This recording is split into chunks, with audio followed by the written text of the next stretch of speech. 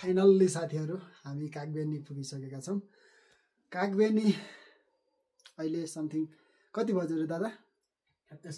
ठ्याक्क 7 बजेको हामी कागबेनी पुग्यौँ। अनि हामी चाहिँ आज बिहान पोखराबाट हिँडेको हो। हामी छिटै पुग्थ्यौँ, बाटोमा थोरै डिस्कस भएर चाहिँ अहिले 7 घन्टा जति लेट भयो। हामी आज अप्पर मुस्ताङ पनि पुगिहाल्ने रहेछौँ।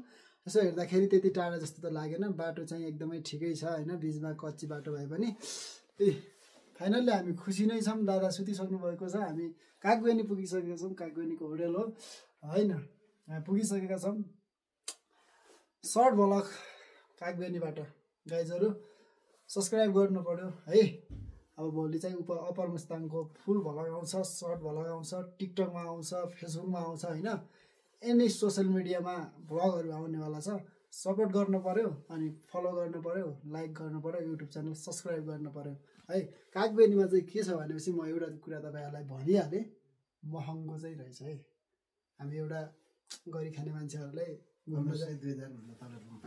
घुम्नलाई 1500-2000 भन्दा मुनि रुम नसोचे भने एट्याच बाथरुम लिनुहुन्छ भने 2500-3000, सिङ्गल रुम अथवा सिम्पल यस्तो हामीले लिएका छौँ। यो रुम लिने हो भने चाहिँ 1500 देखि 2000, हामीले 1500मा लिएका छौँ।